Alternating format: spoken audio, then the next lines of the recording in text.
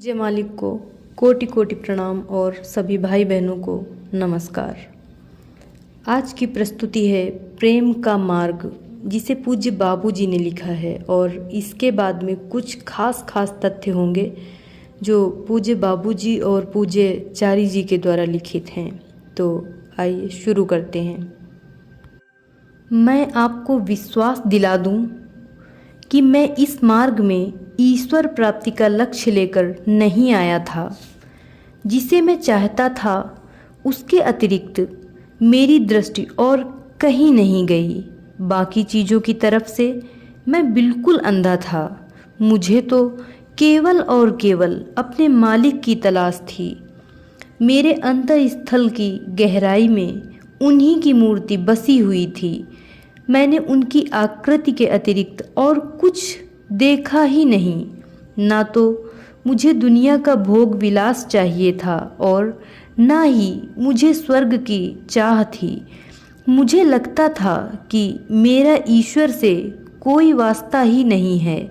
मुझे तो बस एक ही तड़प थी कि मेरा अंत भी मेरे मालिक जैसा ही हो, ना उससे कम और ना ही उससे अधिक। ईश्वर साक्षात्कार की तो मुझे बिल्कुल ही इच्छा नहीं थी। इसके लिए अपनी अपनी समझ के मुताबिक लोग चाहे मुझे नास्तिक कहें या काफिर, मैं तो उनके प्रेम में पागल था।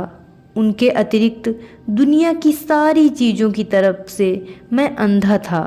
लोग भले ही इसे अंधविश्वास कहकर मेरी निंदा करें, लेकिन मेरे प्रेम का पागलपन ही मुझे यहाँ तक खींच लाया। कहा जाता है कि हमें अपने गुरु को उतना ही प्यार करना चाहिए जितना ईश्वर को, लेकिन मेरे हिसाब से यह बिल्कुल अव्यावहारिक बात है। भला दो से एक ही स्तर का, एक सदृश ही प्रेम कैसे किया जा सकता है? इंसान का दिल कोई सराय तो नहीं है जहाँ कोई भी आकर डेरा डाल दे। मोहब्बत में तो दुही वफादारी तक को जगह नहीं है, फिर अनेक की तो बात ही कैसे हो सकती है? यहाँ तो प्रेमी प्रेमिका के द्वैत तक की गुंजाइश नहीं होती। कबीर दास जी ने कहा है, प्रेम गली अति सांकरी, ता में दो न समाही। जब मैं था तब तू नहीं, अब तू है मैं नाही। ऐसा है प्रेम का रास्ता। गुरु और ईश्वर की तुलनात्मक स्थिति का जवाब भी यही मिल जाता है। इसका स्पष्ट मतलब है कि दो में से हमें एक को त्यागना पड़ेगा। इस विषय में स्वामी विवेकानंद ने कहा है, अपने गुरु को ही साक्षात ब्रह्मा जानो, यही एकमात्र हल है। परंतु यह उन गुरुओं पर लागू नहीं होता जिन्होंने उपदेश और प्रवचन को अपनी रोजी रोटी का साधन बना लिया है और नाम, प्रसिद्धि तथा धन दौलत के पीछे पड़े हुए हैं। किसी वस्तु के लिए तीव्र चाह स्वभावतः उसके लिए एक बेचैनी पैदा कर देती है और जब तक हम अपनी चाही हुई वस्तु को ना पालें, हमें शांति नहीं मिलती। इसलिए यह बेचैनी एक बहुत आवश्यक वस्तु है और जिस तरह भी हो उसे पैदा करना चाहिए।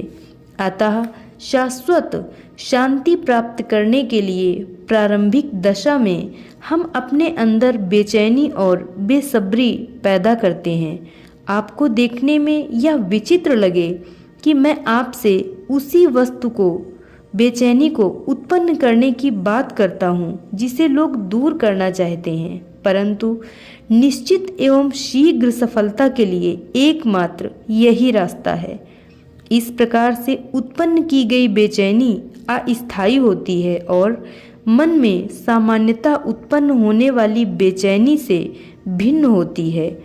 यह अधिक सूक्ष्म एवं अधिक आनंददायक होती है। यह हमारे हृदय में दैवी प्रवाह का स्रोत खोल देती है और ईश्वरीय मंडल में जाने के लिए हमारा मार्ग सुगम बना देती है। यदि आप किसी मनुष्य को पानी में डुबाने लगें तो आप देखेंगे कि वह आपके शिकंजे से छूटने के लिए अथक प्रयत्न करता है।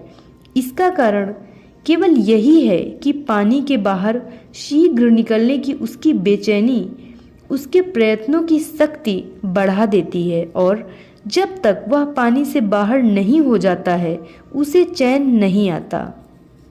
उसी प्रकार शीघ्र ही लक्ष्य तक पहुंचने की बेचैनी से उत्पन्न होने वाले अथक प्रयत्नों से साक्षात्कार की राह पर हमारे कदम और भी तेज हो जाएंगे, और हम कम से कम समय में सरलतापूर्वक सफलता के द्वार तक पहुंच जाएंगे। शीघ्र सफलता का यही सबसे सरल और कुशल उपाय है।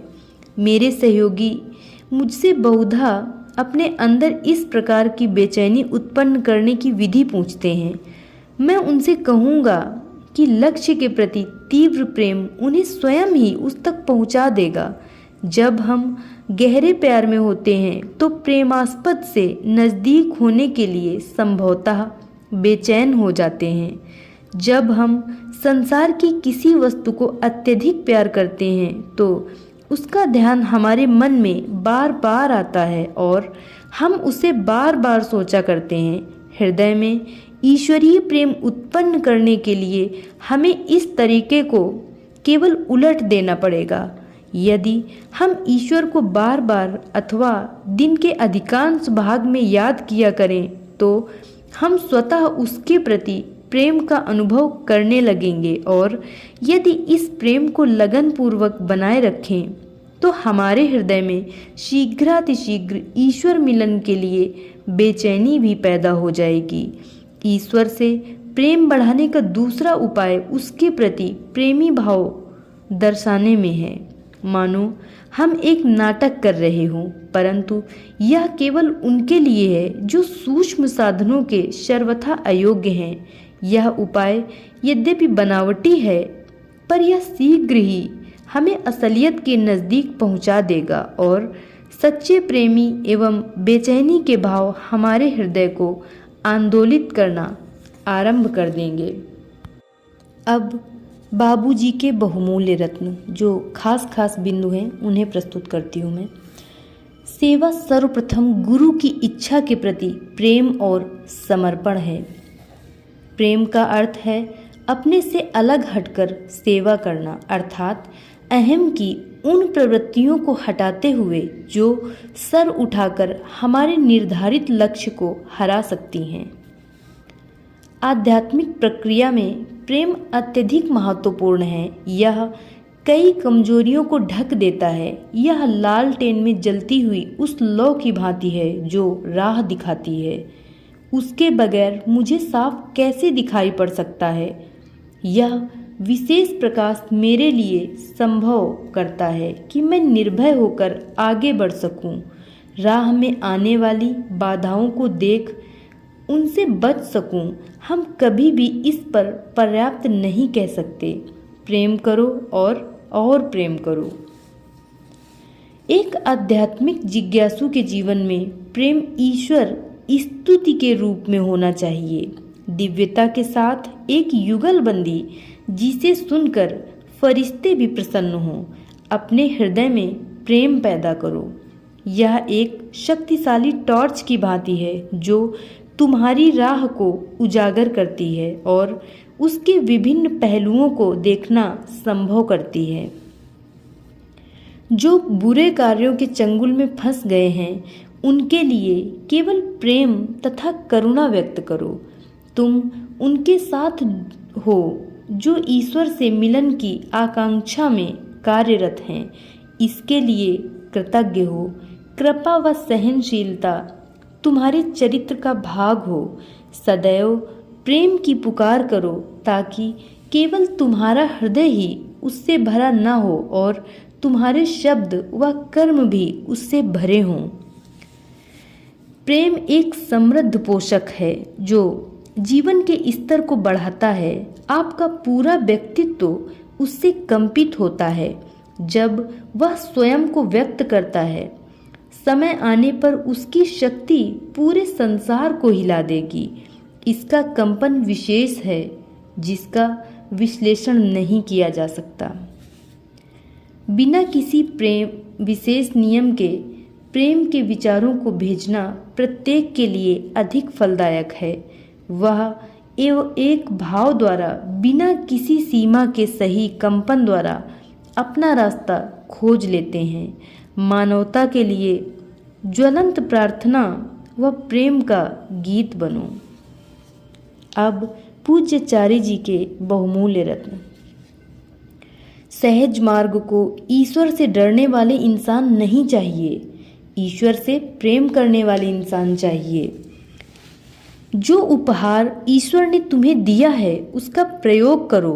प्रेम का उपहार बिना रुकावट के, बिना शक के, बिना किसी वापसी की आशा के प्रेम करो। प्रेम का एक ही रास्ता है, दो दो दो। बाबूजी कहते हैं, मिसाल के तौर पर यह सूरज की तरह है। मैं व्यक्तिगत रूप से सूफी पीरों को पसंद करता हूँ, जिन्होंने प्रेम के बारे में कहा, प्रेम हमें मुक्त करता है। हमारी पसंद नापसंद, धर्म, राजनीति सब चीज़ों से मुक्त करता है। सहज मार्ग प्रेम की पूजा करता है, पत्नी या बहन या ईश्वर की नहीं। प्रेम वह मेरे हृदय में बसता है, वह तुम्हारे हृदय से भी बहना चाहिए, बिना इस प्रश्न के कि वह कहाँ जा रहा है, क्या वह इसके योग्य है। अगर प्रेम में तुम योग्यता के बारे में पूछोगे तो सर्वप्रथम स्वयं से पूछो, क्या मैं प्रेम करने योग्य हूँ। प्रेम केवल हृदय से मिल सकता है, अगर वह खुला नहीं तो तुम ना प्रेम पा सकते हो ना दे सकते हो। प्रेम करो और तुम धीरे धीरे प्रेम में ही बदल जाओगे, और जो भी तुम्हें देखेगा उसे केवल प्रेम दिखेगा, प्रेम पाएगा। प्रेम पाने का सबसे छोटा एवं सरल रास्ता है स्वार्थ रहित सेवा द्वारा उसका बनना। प्रेम का अर्थ है प्रतिबद्धता, दूसरों के लिए चिंता। प्रेम का अर्थ है देना। अगर आप नहीं दे सकते तो प्रेम नहीं है। वह हमें आंतरिक बदलाव देते हैं, यह उनका आशीर्वाद है, उनका उपहार है, यह उनका हमारे लिए प्रेम का प्रतीक है। आंतरिक परिवर्तन बाह्य बदलाव के रूप में दिखना चाहिए।